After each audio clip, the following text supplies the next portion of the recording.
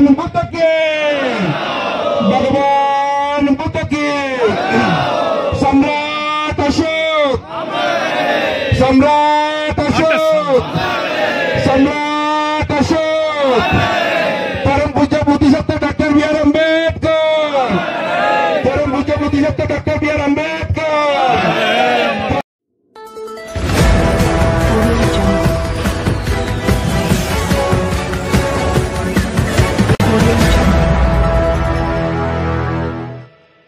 साथियों, जय भीम, नमो बुद्धाय। आप देख रहे हैं द मूक नायक में आपका स्वागत है। दोस्तों, महाबोधि महाविहार मुक्ति आंदोलन पिछले 1 साल से चल रहा है और इस पर सरकार का कोई ध्यान नहीं है। ये तो तमाम आप जनता देख ही रही है। तो साथियों, जिस प्रकार से इस देश में बौद्धों के साथ अन्याय होते हुए आ रहा है और बौद्धों को इस देश में जड़ से मिटाने का प्रयास चल रहा है। एक और तो इस देश का प्रधानमंत्री बौद्ध राष्ट्रों के साथ एक अच्छा संबंध बनाने का जो ढोंग कर रहे हैं और दूसरे और यहाँ के बौद्धों के साथ कैसे अन्याय कर रहे हैं, ये तो सभी जनता देख ही रही है। तो ये जो हाथी के दांत दिखाने के एक और खाने के एक जो यहाँ की व्यवस्था दिखा रही हैं, तो इस पर आप लोगों को सोचना होगा कि क्या आपको इस देश में न्याय मिलने की कुछ उम्मीद है। पिछले 1 साल से जो महाबोधि मुक्ति आंदोलन चल रहा है, तो उस आंदोलन के तहत आपको कितना न्याय मिल रहा है और कितनी आपकी दखल ली जा रही है, यह तो पिछले 1 साल से दिखा ही दे रहा है। तो दोस्तों, आज कल 19 तारीख को जिस प्रकार से चिवर कटिंग दान बुद्ध गया में भव्य कार्यक्रम लिया गया है, तो उस दौरान हजारों की संख्या में बौद्ध सड़कों पर उतरे।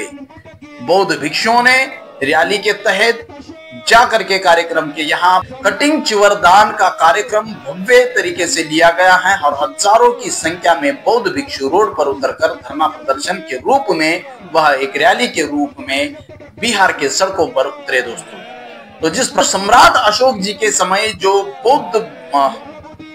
सम्राट अशोक जी के समय जिस प्रकार से बौद्ध धम्म ने जिस प्रकार से गति पकड़ी थी और पूरा जम्बूद्वीप ही नहीं बल्कि पूरा देश ही नहीं बल्कि पूरे तमाम दुनिया भर में सम्राट अशोक ने अपने दूत भेज करके बुद्ध धम्म का प्रचार प्रसार किया। तो दोस्तों, मनुवादी व्यवस्था ने इस बात को समझकर अब हमारा अस्तित्व ही इस देश से खत्म हो जाएगा, इस दुनिया से खत्म हो जाएगा और पाखंडवाद और ईश्वरवाद को जमीन में दफन करने वाली बौद्ध संस्कृति का कुछ ना कुछ करना होगा। यह समझकर पतंजलि योग गुरु के बहकावे में आकर के जो मौर्य साम्राज्य का अंतिम राजा रुद्रथ की धोखे से हत्या करके पुष्यमित्र शुंग ने इस बौद्ध धम्म से सबसे बड़ी इतिहास में गद्दारी करने वाली जो ये कौम मनुवादी, इन्होंने जिस प्रकार से पुष्यमित्र शुंग के समय में मनुस्मृति की रचना करके इन तमाम बौद्धों को, बौद्ध भिक्षुओं को काटा गया, उनका सर काटने पर 100 सोने की मुद्राएं देने की घोषणा की। कुछ भिक्षुएं बचने के लिए विदेशों में पलायन कर गए और बुद्धिज्म को अपने साथ ले गए। पूरे तमाम विदेशों में बुद्धिज्म फल फूलने लगा और देश में बुद्धिज्म की जो भी जड़ें थी उसे समाप्त कर दिया गया। जो भी लोग यहाँ पर बुद्धिस्ट लोग थे, बुद्धिस्ट फॉलोअर्स थे, बुद्धिज्म को फॉलो करने वाले लोग थे, उन्हें जिस प्रकार से चातुर्वर्ण व्यवस्था, ब्राह्मण, क्षत्रिय, वैश्य, शूद्र, जो बुद्धिज्म के समय, जो सम्राट अशोक के समय, उसे तमाम नष्ट करने का बुद्धिज्म ने काम किया और वही चातुर्वर्ण व्यवस्था के साथ फिर जो भी बुद्धिस्ट लोग थे उन्हें 5वें वर्ण में डालकर अति शूद्र बनाया गया और वही अति शूद्रों को इस देश में छल कपट उनके साथ कितने भयंकर तरीके से किया गया। उनके मानव अधिकार तमाम छीने गए। शूद्रों को और स्त्रियों को एक ही अछूतों में डाला गया और उनके साथ एक जानवर से बढ़कर उनके साथ सुलूक किया गया और उनके तमाम हक और अधिकार छीने गए। और वही कौम में एक मसीहा का जन्म होता है लगभग 1500 साल के बाद वही मसीहा डॉक्टर बाबा साहब अम्बेडकर जी ने इन तमाम लोगों को संविधान के द्वारा उनके जो छीने गए हक अधिकारों को उन्हें फिर से बहाल कर दिया गया और उनका जो बुद्धिज्म जो इस व्यवस्था ने मनुवादी छीन लिया था, उस बुद्धिज्म को उन्हें फिर से 14 अक्टूबर 1956 को उन्हें दिया और वही लोग आज उस बुद्धिज्म को लेकर के आगे बढ़ रहे हैं और यहाँ के मनुवाद को चैलेंज दे रहे हैं दोस्तों।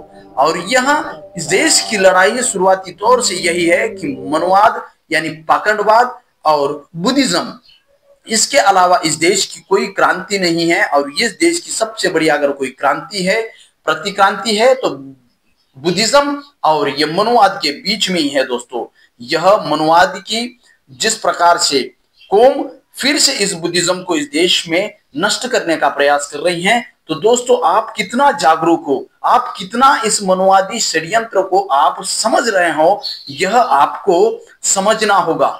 फिर से इस देश में पुष्यमित्र शुंग का राज आया है। वह मोहन भागवत के रूप में पुष्यमित्र शुंग ने इस देश में फिर से जन्म लिया है, यह कहने में कोई दो राय नहीं है। क्योंकि इस देश का तमाम ब्राह्मणिज्म और इस देश के तमाम तंत्र अभी मोहन भागवत के हाथ में गए हुए हैं और आरएसएस और बीजेपी के कब्जे में गए हुए हैं। इसलिए इस देश की हालत फिलहाल खराब हो रही है और तमाम देश के बीजेपी और आरएसएस के इशारों पर काम कर रहे हैं दोस्तों। तो क्या यूपी बिहार इधर उधर होने वाले अन्याय, अत्याचार, बलात्कार, लोगों के ऊपर मूत्र छिड़काना, लोगों को मूत्र पिलाना जैसी जो घटनाएं हो रही हैं, क्या आपको लग रहा है कि हम मेरे तरफ नहीं है, मेरे पास नहीं है और मुझे कोई डर नहीं है? ऐसा नहीं है दोस्तों। कभी भी आपके प्रकार से आपके घर को भी एक स्मशान की तरह कब तब्दील किया जाएगा, इसका कोई भरोसा नहीं है। ऐसी व्यवस्था और ऐसा वातावरण इस देश में खुले आम चैलेंज देकर के इस मनुवादी व्यवस्था के जो कीड़े हैं वह आपको खुला चैलेंज कर रहे हैं कि इस देश के अंबेडकरवाद को समाप्त कर देंगे, इस देश के अंबेडकर को खत्म कर देंगे, इस देश के अंबेडकरवादियों को खत्म कर देंगे। यह क्या ऐसे ही उनके मुंह से नहीं आ रहा है दोस्तों, क्योंकि इन्होंने इस आवाज को आगे करने के लिए, इस आवाज को उनके अंदर से निकालने के लिए 100 साल मेहनत की है। इसीलिए ये आज 100 साल के बाद उन्होंने 100 साल का जश्न बनाते हुए बाबा साहब के ऊपर डायरेक्ट हमला किया है। क्या ये आप समझ रहे हो? अगर नहीं समझ रहे हो तो ये आपकी सबसे बड़ी भूल है और आपके आने वाले पीढ़ी के लिए यह सबसे बड़ा धोखा और खतरा है दोस्तों। जो बाबा साहब ने क्रांति की है, यह मनुवाद को जड़ से मिटाने की क्रांति है। इसलिए ये लोग बाबा साहब को मिटाने की बात कर रहे हैं। इसलिए आपको आपका घर बार छोड़ करके काम करने की जरूरत है और इस देश के लोकतंत्र को बचाने की जरूरत है। ये बीजेपी, आरएसएस और ये मनुवाद ये की ही है साथियों। बीजेपी ने पूरा जोर लगाया था जो 2024 में 400 पार ला करके इस देश के तमाम लोकतंत्र को समाप्त करने का, लेकिन इनकी कोशिश नाकाम रही है। और अभी ये ईवीएम को लेकर के किस प्रकार से तमाम इस देश के तंत्र को गुलाम किया गया दोस्तों, और कहीं ना कहीं इस देश की न्यायपालिका भी बीजेपी के और आरएसएस के इशारों पर काम कर रही है। क्या इस प्रकार से यह संशय उत्पन्न होता है दोस्तों, और यहाँ इस देश को फिर से और इस देश के लोकतंत्र को समाप्त करके इस देश में फिर से राज्यशाही लाने का कोशिश हो रहा है क्या? यह साफ साफ इन पिछले 10 सालों से दिखाई पड़ रहा है दोस्तों।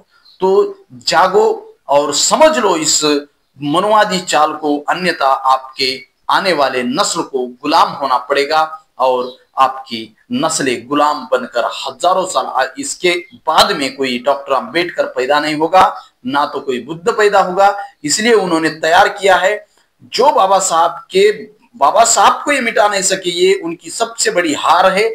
इसलिए उनको अभी आपको चांस देना नहीं है, आपको ये फिर से चांस नहीं देंगे। इसलिए वो आपको जड़ से खत्म करने की बात कर रहे हैं। आपको गुलामी ही नहीं बल्कि आपको जड़ से मिटाने की कोशिश में वो लग चुके हैं और ये सीधा आपको चुनौती दे रहे हैं कि कि आपको अभी जड़ से खत्म कर दिया जाएगा, आपका वजूद ही इस देश से मिटाया जाएगा। इस प्रकार से इस देश में तैयारी आरएसएस और बीजेपी कर रही हैं। इसलिए उनके कार्यकर्ता हो, उनके मनवादी लोग हो, बाबा हो, आपको खुला चैलेंज दे रहे हैं और आपको खुला धमकी दे रहे हैं कि आपको हम मिटा देंगे। तो साथियों, आपकी इस वीडियो पर क्या राय है और ऐसे वातावरण में, ऐसे आपके आने वाले आपके ऊपर के संकट पर आपकी क्या तैयारी है, कमेंट करके जरूर बताएं। और सभी संगठनाएं, ये संगठन वो संगठन ना करते हुए सभी संगठनाएं एक जगह आकर के लड़ाई लड़े, अन्यथा